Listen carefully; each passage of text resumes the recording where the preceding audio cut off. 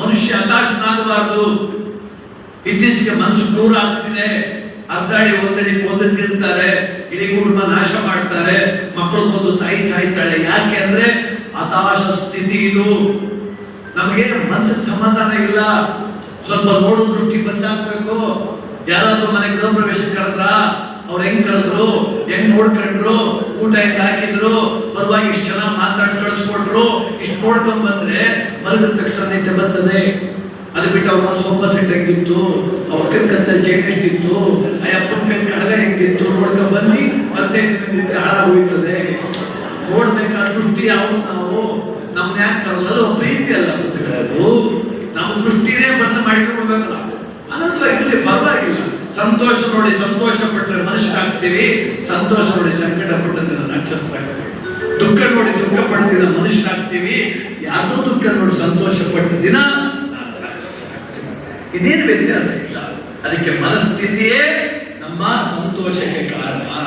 ಯಾರೇ ಗಂಟ್ರಲ್ಲ ಇಲ್ಲ, ಜಗತ್ತೆಲ್ಲ ದೊಡ್ಡ ಬುದ್ಧಿವಂತರು. ನಾರಾಯಣ ಸ್ವಾಮಿ ಸರ್ ಅವರು ಉಳಿಸಿದ್ದಾರೆ ನೋಡಿ. ಅವ್ರು ಹಿರಿಯ ಕಲಾವಿದರು ಅವರು. ನಾವೆಲ್ಲ ಅವ್ರ ಮುಂದೆ ಅವರು ಅದ್ಭುತವಾಗಿ ಆಡುವಾಗ ಮುಂದ್ ಕೂತು ಕೇಳ್ತಿದ್ರು, ಟಿವಿ ಮುಂದೆ ಕುಳಿತು. ಇವತ್ತು ಬಾಪ ಉಮೇಶ್ ಆಡುವಂತ ನಮ್ಮ ಕಾಲದಲ್ಲಿ ನೆಲೆಸಿ ಅವರೆಲ್ಲ ಕೂತ್ಕೊಂಡಿದ್ದಾರೆ ಸರ್. ಅದು ದೊಡ್ಡ ವ್ಯಕ್ತಿತ್ವ. ಸರ್ ಬನ್ನಿ ಸರ್, ಮುಂದೆ ಅವ್ರು ಬನ್ನಿ ಸರ್. ಅದಕ್ಕೆ ಆಡ್ಸೋಣ ಅಂತ ಆಡ್ತಾರ ಆ ಕಡೆ. ಅದಕ್ಕೆ ಪೊಲೀಸ್ ಡಿಪಾರ್ಟ್ಮೆಂಟ್ ಅಲ್ಲೂ ಕೂಡ ಈ ಹಳ್ಳಿನಲ್ಲಿ ಇಬ್ರು ಕೂತ್ಕೊಂಡು ಮಾತಾಡ್ತಿದ್ರಂತೆ. ಸಿಟಿಗೆ ಹೋಗಿ ಸಿನಿಮಾ ನೋಡ್ಕೊಂಬರ್ ಮಾನ್ ಪ್ಲಾನ್ ಇಬ್ರುದು ನಡೆಯೋ ಅಂದ್ರು. ಇಬ್ರು ಹೊರಟರು. ಊರ್ ಕೊನೆಗೆ ಬದ್ಲೆ ಅಲ್ಲಿ ಇನ್ನೊಬ್ಬ ಬಂದ ಫ್ರೆಂಡ್, ನಾನು ಬರ್ತೀನಿ ಅಂತ. ಲೇ, ಸಿಟಿನಲ್ಲಿ 3 ಜನ ತ್ರಿಬಲ್ ರೈಡಿಂಗ್ ಹೋದ್ರೆ ಪೊಲೀಸರು ಹಿಡ್ಕೊಂಡ್ಬಿಡ್ತಾರೆ, ಏನ್ ಮಾಡುದು ಅಂತ. ಅದಕ್ಕೆ ಇವನಂದ, ನಮ್ ಸೋದರ ಮಾವ ಸಿಟಿಲಿ ಹೆಡ್ ಕಾನ್ಸ್ಟೇಬಲ್ ಆಗೋನೆ ಫೋನ್ ಮಾಡಿಸ್ಕೊಂಡು ರೆಡಿ ಅಂತ. 3 ಜನ ಹೊರಟರು. ಬಂದವ್ರೆ ಇವ್ರ ಗ್ರಾಚಾರಕ್ಕೆ ಟ್ರಾಫಿಕ್ ಪೊಲೀಸರು ಜೀಪ್ ಬೇಸ್ಕೊಂಡೆ ಅಂತ.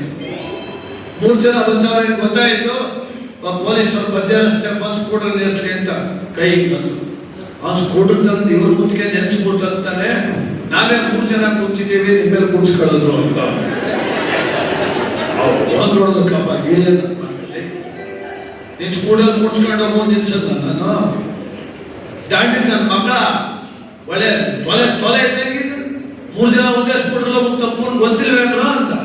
ಅದಕ್ಕೆ ಹೇಳ್ತೇನಂತ. ಹೌದು ಸರ್, ಈಗ ಗೊತ್ತಾಯ್ತು, ಅದಕ್ಕೆ ಒಬ್ಬನ್ನ ಮನೆ ಬಿಟ್ಟು ಬರುವ ಅಂತ ಹೋಗ್ತವೆ ಸರ್.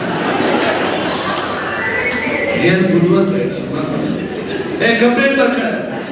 ಕೋರ್ಟ್ ಕಲಿಬೇಕು 3 ಜನ ಬರೀ ಅಸಭ್ಯ ವರ್ತನೆ ಅಂತ ಬರೀ ಕಂಪ್ಲೇಂಟ್ ಬರೀ ಶುರು ಮಾಡಿದ್ರು. ಇವ್ರು 3 ಜನ ಮಾತಾಡ್ಕೊಂಡ್ರಲ್ಲಿ ನಮ್ಮ ಹೆಸರು ಹೇಳೋದು ಬೇಡ, ಬೇರೆ ಹೆಸರು ಹೇಳ್ಕೊಡ್ಮ ಅಂತ. ಯಾರ ಹೆಸರು ಹೇಳ್ತೀಯ ಅಂತ. ರಾತ್ರಿ ನಮ್ಮೂರಲ್ಲಿ ನಾಟಕ ಮಾಡಿದ್ರು ರಾಮಾಯಣ. ಅದು ದಶರಥ ಮಹಾರಾಜನ ಮಕ್ಕಳವ್ರೆ, ರಾಮ ಲಕ್ಷ್ಮಣ ಭರತ ಶತ್ರುಘ್ನ. 3 ಜನ ಹೆಸರು 3 ಜನ ಹೇಳ್ಕೊಡ್ಮ. ಕಂಪ್ಲೇಂಟ್ ಅಯೋಧ್ಯೆ ಕೊಟ್ಟಲ್ಲಿ ಹೇಳ್ಬಿಡ. ನಿನ್ನ ಹೆಸರೇನು? ರಾಮ ಸಾಲ ಬರ್ಕ ರಾಮ. ನಿನ್ನ ಹೆಸರೇನು? ಲಕ್ಷ್ಮಣ. ಅವಳಿ ಜೋಳ ಬರ್ಕಳಿ ಸರ್. ನಿನ್ನ ಹೆಸರೇನು? ಭರದಾಸ. ಚೀಪೊಳಗೆ ಕೂತಿದ್ದೆ ಎಸ್ ಅವನಿಗೆ ಅನುಮಾನ ಬಂತು. ಕಳ್ಳಮ್ಮ ಸುಳ್ಳು ಮೆಲ್ಲಿಗೆ ಇಳಿದು ಬಂದ್ರಲ್ಲೇ ನಮ್ ದಶರಥನ ಮಕ್ಕಳ ಮನೆಯವರು ಅಂದ್ರು. ಹೌದು ಸರ್, ನಿಮ್ಗೆ ಗೊತ್ತಾಯ್ತು. ನಾನೇ ಬಡ್ಡಿಯಲ್ಲ ರಾವಣಲ್ಲಿ ಇನ್ ರಾಮ ಲಕ್ಷ್ಮಣ ಬರ್ತ, ನಾನೇ ನಮ್ಮ ರಾವಣ. ಬುದ್ಧಿವಂತಿಕೆ ಬುದ್ಧಿ ಎಲ್ಲಿ ಓಡಿಸ್ಬೇಕು ಅಲ್ಲಿ ಓಡಿಸ್ಬೇಕು. ಅತಿ ನಾವು ಬಹಳ ಕಡೆ ಅತಿ ಬುದ್ಧಿವಂತರಾಗೋಕೆ ಹೋಗ್ತೀವಿ. ನಾನು ಮೊನ್ನೆ ಮಂಡ್ಯ SP ಆಫೀಸ್ ಹೋಯ್ತಿದ್ನ. ಪಾಪ ಹಳ್ಳಿಯಿಂದ ಯಾರೋ ಮುದುಕಪ್ಪ ಬಂದವನು ಸಿಟಿ. ಅವನಿಗೆ ಪಾಪ ಏನು ಪಾಪ ಜಲಬಾಧೆ ರಿಸರ್ಚ್ ಮಾಡೋಕೆ ಅರ್ಜೆಂಟ್ ಆಗದೆ. ಅವ್ನಿಗೇನು ಗೊತ್ತು? SP ಆಫೀಸ್ ಗೊತ್ತು, DC ಆಫೀಸ್ ಗೊತ್ತು. ಗೋಡೆ ಚೆನ್ನಾಗಿ ಬಣ್ಣ ಹೊಡೆದಿದ್ರು DC ಆಫೀಸ್ ಗೋಡೆ. ಹತ್ತಗೆತ್ತಿನ ಕೌಚ ಹೋಯ್ತಾವ. ನಾನು ಅಯ್ಯೋ ಪಾಪ 70 ವರ್ಷ ಯಾರು ಪೊಲೀಸರು ನೋಡಿದ್ರೆ ಕೋಪ್ತವ್ರು ಹೊಡೆದೇ ಕೊಡ್ತಾರಲ್ಲ ಅಂತ. ತಾತ ಅಂದೆ. ಏನೋ ಅಂದ. ಅವನಿಗೆ ನಾನು ರಿಸರ್ಚ್ ಕೇಸಸ್ ಹೇಳ್ಬಾರ್ದಿಲ್ಲ, ಗ್ರಾಮೀಣ ಪ್ರದೇಶ ಅಲ್ಲಿ ಉಚ್ಚೆ ಹೋದ್ರೆ ಪೊಲೀಸರು ಬಂದು ಹಿಡ್ಕೊತಾರೆ ಅಂತೆ. ಹಿಡ್ಕಲ್ಲಿ ಕೂಡ ಕೆಳಗೆ ಹೋಯ್ತವನಲ್ಲ ಅಂತೆ. ಅರ್ಧ ಗಂಟೆ ಶಾಕ್ ಆಗ್ಬಿಟ್ಟೆ. ನಾನು ಎಲ್ಲಿ ಹಿಡ್ಕೊತಾರೆ ಅಂತ ಬಿಡಿಸ್ಕೊಳ್ಬೇಕಾಗಿತ್ತು ಅವನಿಗೆ. ಅಲ್ಲಿ ಉಚ್ಚವನ್ನ ಪೊಲೀಸ್ ಹಿಡ್ಕೊತಾರೆ. ನಾನಂದ್ರೆ ಹಿಡ್ಕಲ್ಲಿ ಕೂಡ ಕೆಳಗೆ ಹೋಯ್ತವನೇನಲ್ಲ. ಓಲೆ ಬಿಡಪ್ಪ, ನಂದೇ ತಪ್ಪು. ನಿನ್ನಂಗೆ ನೀನ್ ಇದ್ದಿ ನಾನ್ ಚೇಂಜ್ ಆಗೋಕೆ ಹೋಗಿ ತಪ್ಪಾಯ್ತು ಈಗ. ಅದಕ್ಕೆ ನಾವು ಎಲ್ಲರೂ ಏನೋ ಅವ್ರಿಗೇನು ಗೊತ್ತಿಲ್ಲ, ಅವ್ರಿಗೇನು ಗೊತ್ತಿಲ್ಲ. ನಿಮ್ಗೆ ಗೊತ್ತಾಗಲ್ಲ, ನಿಮ್ಗೆ ಗೊತ್ತಾಗಲ್ಲ. ದೊಡ್ಡ ಇಂಜಿನಿಯರ್ ಸಂಘಟನೆ ಇದ್ದಂತೆ.